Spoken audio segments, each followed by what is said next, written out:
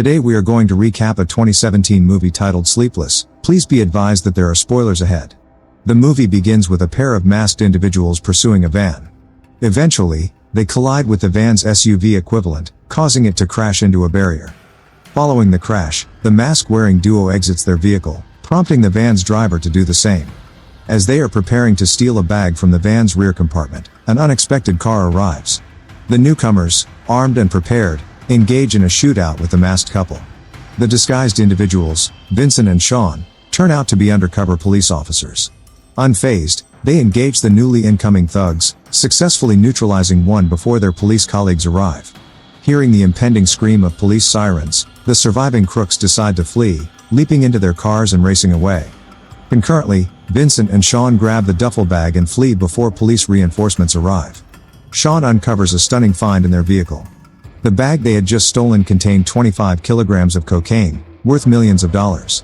The officers had not anticipated the crooks' rapid onslaught, which made Sean fearful that they might have recognized Vincent. When Vincent returns home, he discovers a telegram from his spouse telling him to come and pick their son. The viewer then learns that Vincent, an internal affairs agent, has been infiltrating a legendary criminal syndicate for the past 2 years. His colleague, Sean, works with the criminals, but Vincent's major targets are casino owner Stanley Rubino and gang boss Rob Novak. We introduce Agent Jennifer, a new character, as she walks into the department sporting a facial cut. Her colleagues are puzzled, but she ignores them.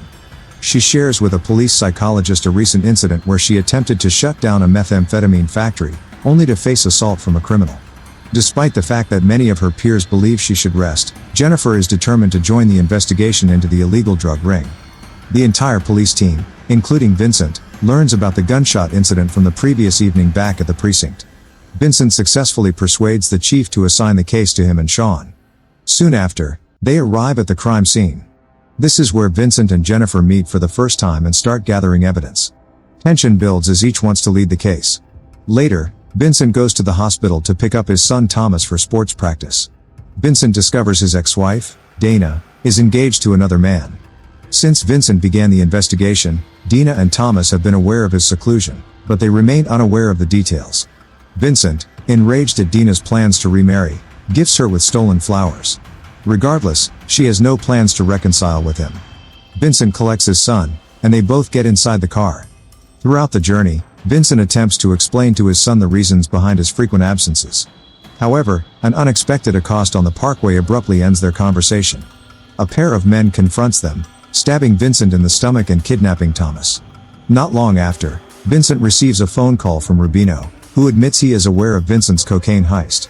Rubino then delivers an ultimatum. Return the stolen valuables to his Luxus casino within 3 hours, or face Novak and his family's wrath. Jennifer continues to delve deeper into Vincent's personal history and past. Vincent soon finds himself in a public restroom, attempting to cure his stab wounds. Shortly after, Sean enters and encounters an outburst from Vincent, who demands the return of the stolen bag, asserting that his son's life hinges on it. It is at this point that Vincent realizes they may have robbed the wrong person and suspects Sean's complicity. Regardless, Sean swears it was an inadvertent error and quickly departs to retrieve the luggage. Later, Novak taunts his cousin, a DEA mole and one of the men Vincent and Sean shot during the bag theft. Novak hangs his cousin upside down, fires pellet rounds at him, and then orders his men to slash the informant's tongue.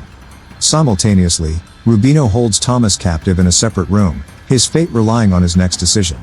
As twilight sets, Vincent walks to Rubino's casino, bag in hand. During his journey, he receives a call from Dina, who is desperately searching for their son.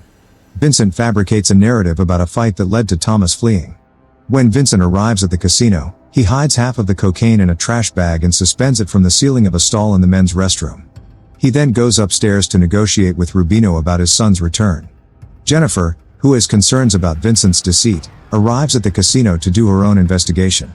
She decides to visit the bathroom after seeing Vincent enter with a bag. She begins a hunt for any potential proof in the restroom. When a security guard recognizes her as a fellow spy, he suggests that she should observe Vincent loitering around the restroom. She intensifies her investigation of the stalls, eventually discovering the hidden bag of cocaine. She quickly calls her colleague and reveals that her concerns regarding Vincent's involvement with criminals were right. Meanwhile, Vincent is actively negotiating his son's release, proposing to exchange the remaining cocaine. He uncovers the second half of the cash and promises to deliver it within 10 minutes of his son's release. Rubino responds with a warning, saying that the stolen cocaine belongs to Novak, a considerably more ruthless and unpredictable criminal than Rubino himself. Despite the perilous circumstances, Rubino accepts Vincent's request and gives him a 10-minute window to deliver the remaining stolen pills. Jennifer simultaneously takes the uncovered stockpile to the spa's women's locker area. When Vincent realizes the bag has vanished, he becomes extremely agitated and begins a search for it. Novak enters the casino during the pandemonium and presses Rubino for cocaine. Rubino asks Novak to wait another 10 minutes and offers him a drink.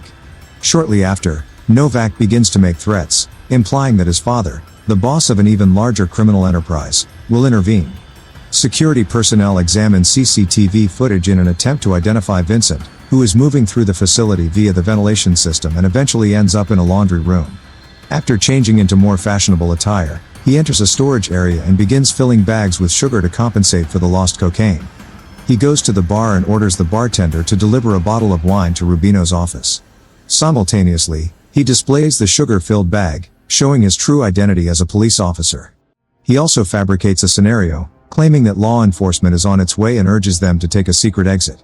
When the server arrived with the wine, the criminals mistook him for a cop. Novak departs, grateful for the alleged heads-up. Rubino releases Thomas and instructs Vincent to leave the premises. Later, while investigating the contents of the bag, Novak discovers the sugar, causing him to send his men back to the casino. Meanwhile, Thomas reunites with his father, and they begin to leave. Novak confronts Rubino, furious that he received sugar instead of the promised cocaine. Rubino, still convinced he has Thomas in his hands, tells Novak that he can deliver the actual drugs. He dispatches a henchman to find Thomas. Vincent's stab wound reopens as he hides with his son. He tells Thomas about his involvement in a massive drug trafficking operation. Rubino's enforcer unexpectedly runs into them, triggering a kitchen confrontation. Thomas dives into the conflict, hoping to help his father. Vincent manages to overpower the henchman, sending him tumbling through a window and into an office. In a different location, Novak orders his underling to inform the agents that whomever can deliver Sean and Vincent to him will receive a significant payment. Henchmen arrest Thomas on the dance floor as Vincent and Thomas try to leave the club. Novak threatens Rubino with death if he fails to retrieve the stolen drugs. Jennifer and her colleague attempt to win the casino for Vincent, but are unsuccessful. Her partner proposes they return to the precinct and continue their search the next day. To blend in, Vincent disguises himself as a hotel staff member. However, he runs into Jennifer, who recognizes him right away and pursues him. Following a lengthy pursuit, the two engage in a physical altercation inside one of the rooms. Vincent succeeds in shackling Jennifer to the bed before revealing his position in the case, admitting that he has been working secretly for 2 years. This covert mission has entailed keeping his loved ones in the shadows, ending in his son's abduction. In another scene, Rubino and a henchman administer a being to Thomas, but they fail to secure the door as they leave. This error allows Thomas to leave the room and steal Rubino's phone.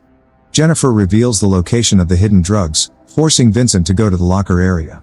In the meantime, she manages to escape and informs her companion Dennison of Vincent's location. Vincent's search for the bag is unsuccessful. It has vanished.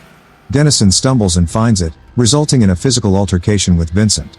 After a protracted battle, Vincent incapacitates Dennison in a hot tub, but ensures his evacuation before he drowns. Meanwhile, Thomas uses the stolen phone to notify Vincent of his current whereabouts. Sean soon arrives at the casino, responding to Vincent's request to supply a police outfit.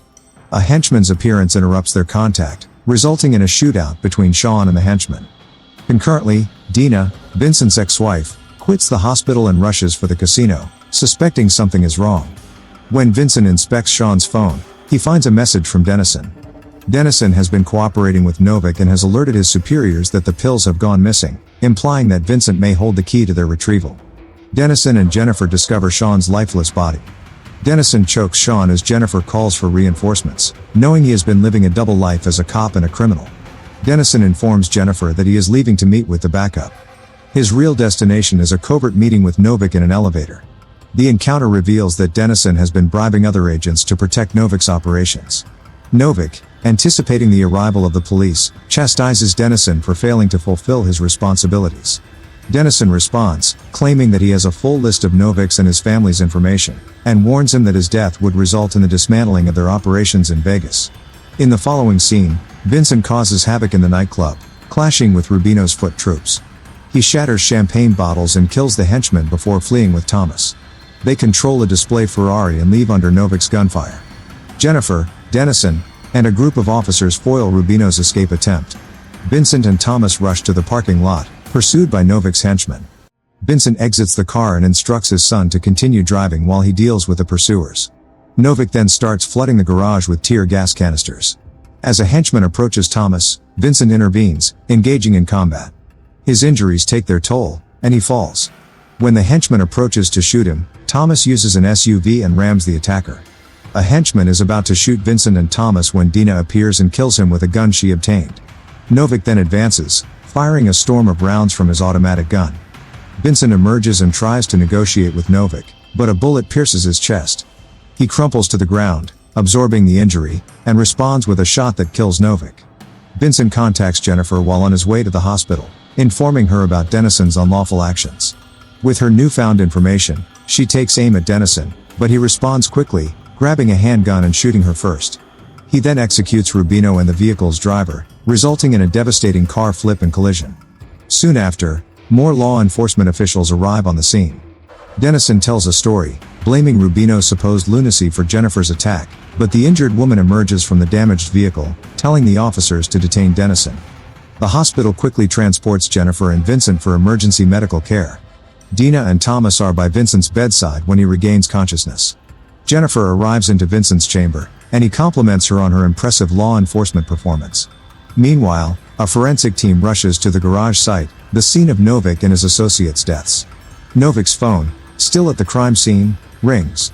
He receives the call from his father. An undercover DEA agent on their payroll takes the phone. He informs Novik's father, explaining the situation and announcing his son's death.